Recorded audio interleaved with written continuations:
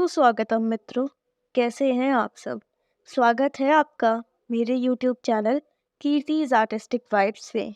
लेकर प्रस्तुत हूँ मैं अपनी लैंडस्केप पेंटिंग का संपूर्ण भाग। तो जैसा कि मैंने आपको पहले ही बताया था कि यह पेंटिंग मैंने अपनी शिक्षिका के निरीक्षण में संपूर्ण की है। अतः मैं ज़्यादा वीडियोस तो रिकॉर्ड नहीं कर पाई, परंतु जो थोड़े बहुत भाग मैंने रिकॉर्ड किए हैं वो मैं लेकर आपके समक्ष प्रस्तुत हूँ। वह इसके कुछ भाग शॉर्ट्स के रूप में यानी मेरी छुटपुट वीडियोस के रूप में भी मैंने पहले ही अपलोड कर दिए हैं। यहाँ मैंने सबसे पहले इस जहाज या फिर नाव जो भी है इसे बनाना प्रारंभ किया। इसे बनाने के बाद मैंने सूर्य को व उसके बाद उन पक्षियों को तैयार किया और इनका ढांचा तैयार हो जाने के बाद प्रारंभ हुआ हमारे रंगारंग कार्यक्रम का। और रंगारंग कार्यक्रम में भी सबसे पहले बारी आई जहाज या फिर नाव की। नाव को पूर्ण करने के बाद मैंने सूर्य को बनाने का प्रयास किया। चूँकि यह ढलता सूर्य था, अतः इसमें संतरी व लाल रंग का प्रयोग ज़्यादा हुआ। और जो यह पंछी आप देख रहे हैं, सत्य कहूँ तो इन्हें बनाने में मुझे सबसे ज़्यादा मेहनत करनी पड़ी। ये बनाने मेरे लिए सबसे कठिन थे। कई बार इन्हें मिटाया, फिर बनाया, फिर मिटाया, फिर बनाया।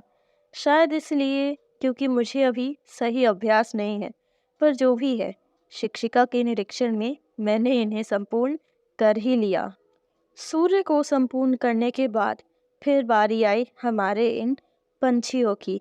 तो इन पंछियों में भी मैंने कई रंग भरने का प्रयास किया। चूँकि यह वाटर कलर पेंटिंग है, इसीलिए पंछियों का शरीर हल्के रंग का था, परंतु उनके पंखों को मैंने बहुत ही गाढ़ा रंग देने का प्रयास किया और शायद कुछ हद तक मैं सफल भी रही। अब तक तो सब सही चल रहा था, पर असली परीक्षा तो तब शुरू हुई जब समय आया इस समुद्र वाले भाग को तैयार करने का, जिसमें मैंने अथक प्रयास लगाए, परंतु फिर भी मैं उसे ठीक नहीं कर पाई। मेरी त्रुटियों की वजह से वह खराब हो ही गया। संपूर्ण चित्रकला ठीक करने के बाद अंतिम में मुझसे कुछ त्रुटियां हुई, जिसके कारण मेरी चित्रकला खराब हो गई।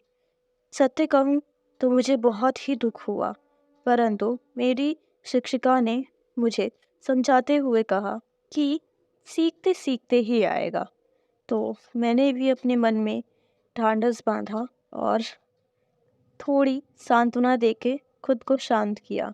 अब आप बताइए, आपको मेरी यह चित्रकला कैसी लगी?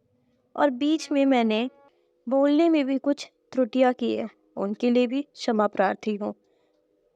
और आपका धन्यवाद करती हूँ कि आपने अपना इतना कीमती समय मेरी इस तुच्छ सी वीडियो के लिए दिया। आपका धन्यवाद एवं आभार।